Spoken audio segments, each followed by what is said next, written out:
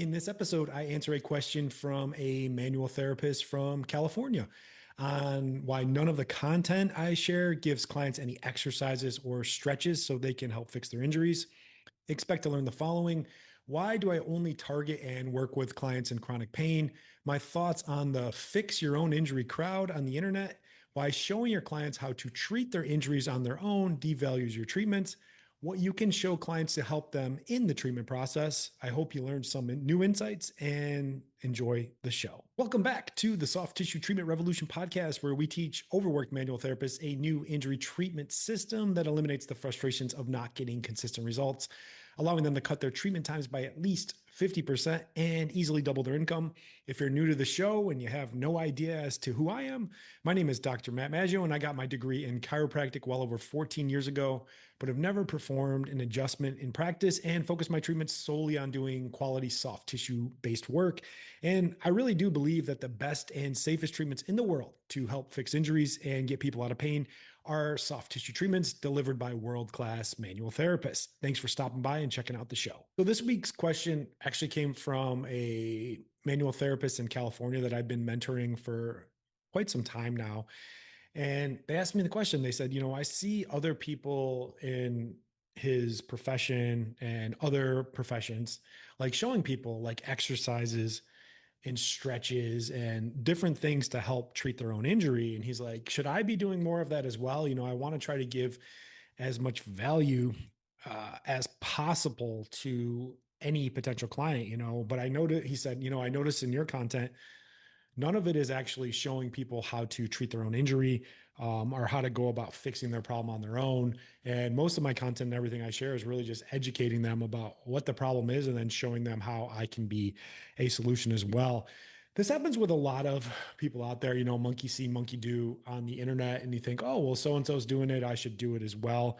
But you really don't want to be stuck being compared to everyone else on the internet or anyone else around you. You get stuck in what I call the commodity trap, where people really only decide on you based off of your price. And a lot of times the cheapest person comes out because they don't really see a difference in what you do versus what other people might do as well. And it really gets you stuck. And really at the end of the day, when you're making content and you're sharing information, you want to market and share to make other people aware. A lot of people are like, well, what is marketing about? It's just to make them aware that you have a solution to a problem that they might have. At the end of the day, I want more and more people to be what I call solution providers, as opposed to service providers, which a lot of providers get stuck in that idea. And when you're a service provider, the client tells you what to do, how to treat, when they're going to come in.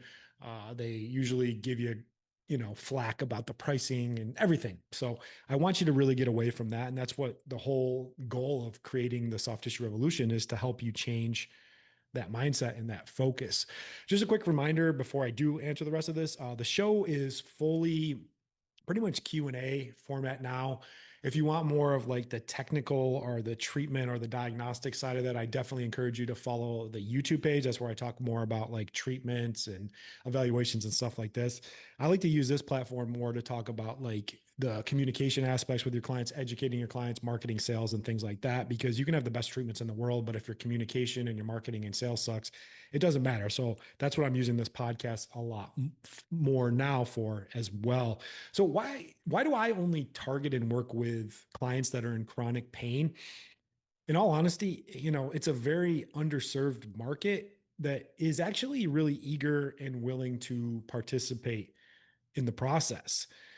And they're just, when I work with chronic pain people, they're actually a lot more compliant and follow the process way better than someone who just freshly got injured or is in like an acute pain. They're really just trying to get out of pain right away. The acute people, and they want it done as quick as possible. When someone's been suffering for chronic pain for a long time, they've been through it, they've been lied to, overpromised, underdelivered by the current medical model, it can really mess with them and put them in a bad place, but they're also way more compliant and going to see the process all the way through. Another one is, we're really just their last chance for a natural remedy before the medical system just destroys them. I talk about this all the time. The medical system sucks. The traditional medical model is full of pain pills, injections, and surgeries. no one's ever better after going in that model. I've seen countless patients and clients over the years that had surgery, had injections, been on pain pills. They're never like, man, I'm so glad I did that. They're a lot worse. So we're their last chance before this problem gets pretty much unfixable naturally. And it's not going to be fixed with the medical intervention either.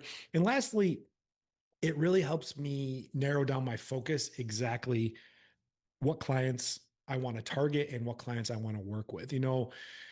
Mentor said to me years ago, he goes, if you're for everybody, then you're for nobody. So it really allows me to carve out a niche and a specialty for what I do and target those type of people. Next is, what are my thoughts on I put it in quotes, fix your own injury crowd on the internet. And I don't want this episode to get completely flagged everywhere I put it and go on an epic rant and talk about how absolutely ridiculous all of this is. So I'm going to try to keep it a little more PG and less colorful than I normally am. First off, it's complete nonsense. Secondly, it's dangerous for sure. Next is, it will completely delay the window of opportunity for an actual treatment to help. And lastly, it's completely dishonest towards the client. They can't fix their own injury. You can't fix your own injury. Your body is so complex, but you got so many of these morons on the internet. Here's 5 stretches to fix your complex problem. Now, when I'm talking in this, don't at me about stuff. What I'm talking about is these people that are in chronic pain. I'm talking specifically about chronic pain sufferers. They can't fix their own injury. That window has been gone a long, long time ago. And a lot of times, if a client is willing to make an appointment with you because they're in pain, they've been dealing with it for a while. And this idea that you can just magically fix it with some stretches or some exercises or jam a lacrosse ball in there, or I don't know, take some magical supplement is complete nonsense. It's taking advantage of people that are in pain and lying to them. And if you participate in that as well, you're part of the problem as well.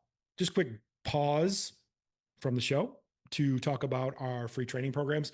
Are you frustrated with not getting consistent results for your clients who are injured and in pain? Are you on the verge of burnout and feel like you're just stuck going through the motions in practice? Are you ready to try something new that eliminates the frustrations of not getting consistent results and allows you to cut your treatment times by 50%? Then click the link in the show notes or wherever you're seeing this to get full access. I'm talking full access to our advanced neck and shoulder training course, and also get up to 8 CEU credits for free with no strings attached. Now back to the show. So why showing your clients how to treat their own injuries devalues what you actually do? I always say this. I do a lot of analogies in my practice. Someone I mentored in the past was like, hey, you should write a whole book just on analogies. The reason I like to use analogies is because it really helps me explain to the client without feeling like I'm talking over them or trying to be too fancy in what I say. When you talk over them, they don't listen and then they miss the message. So imagine this. I say, imagine if you go on Instagram today and a dentist pops up there and he's in this video, he's making a reel and he's like, hey guys, got a cavity in your tooth? Having like deep shooting pain in your tooth? Well, watch this video. I'm going to show you how to drill it out yourself. Then he gets in there and he's like, all right, we got the Novocaine. We got the drill. We got all this stuff, the suction cups, everything. Here's what you're going to do. You'd be like, this guy's crazy. But when it comes to injuries, which are actually more complex than teeth problems and everything like that, you're willing to just be, Bob Vila or Mr. Fix-It and get in there right yourself and try to fix it and just kind of poke around and pretend like you're going to magically fix a complex problem. It's going to make the problem a lot worse. And then what also happens is when you're showing clients how to fix their own injuries, it's going to delay the client from coming in to see you if they think they can fix it on their own. And what's going to happen is the problem is going to get worse and it's going to take longer to fix down the road. And you might actually miss that window of opportunity where early conservative care might have helped. It might get too far gone where it's like putting damage on the joint and the cartilage and the disc. And the only thing they can do at that point is to go into the medical system. And we know what that does.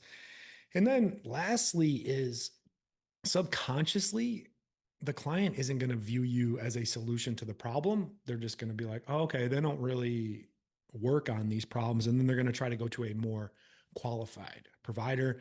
I say that in quotes. I say it with tongue in cheek because those other qualified providers are not qualified. They just might have went to school longer than other manual therapists, but they don't actually have the tools. As I say in the intro, soft tissue-based treatment is what these people need. And most of you that are manual therapists who specialize in soft tissue treatment, you have the best tools. They don't need to go see a traditional PT that just does exercises and stretches, or a chiropractor that just does a bunch of random adjustments and see what happens.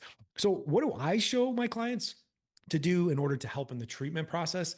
Honestly, the biggest hurdle in getting a resolution for pain and an injury in the process is getting the clients to cut back on all the dumb things that got them here in the first place. At the very bare minimum, an injury happens when what the muscle, the joint, the whatever, the structure can take gets overworked and an injury happens. So basically our job as providers, by addressing the tissue, improving range of motion, function, we're allowing the area to handle more capacity and be able to take on more load. But if they continue to do the same things over and over again, not getting any better, I always tell my clients, it's kind of like I'm treating you for diabetes in the office and you do really good. Then you go out to the car and you drink a 32-ounce soda and, suck down some Skittles or M&Ms. Diabetes isn't going to get any better. Same thing. Our battle is communication and educating to the client about what they need to do, what they don't need to do in between the visits to allow the treatment to hold. Another thing that I've been doing for years, I gave it a fancy name in my practice, is I call it a postural transformation program.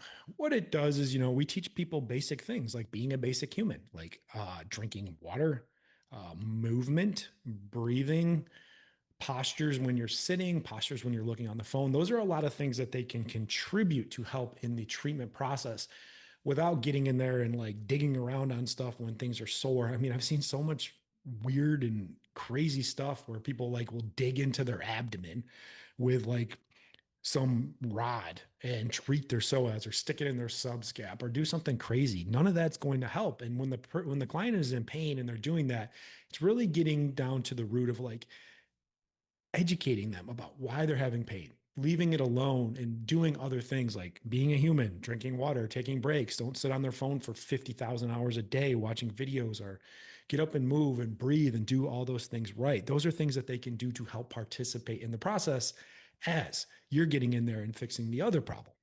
I always say it's kind of like you're the dentist. I want you to be more of the dentist, the person that's going to go in and fix the problem. And then those other things you show the client is like kind of like brushing and flossing to keep things healthy and keep it from coming back as extreme. And then every once in a while, they need to come in and get a deep cleaning from you, the dentist, to make sure that cavity doesn't come back. That's all I got. So as I close out every episode, go out there and be great this week. The world needs access to your amazing treatments so they can stay the hell away from the traditional medical model of pain pills, injections, and surgeries, which only make things worse and ruin people's lives. I appreciate you watching, and I'll catch you on the next one. Bye.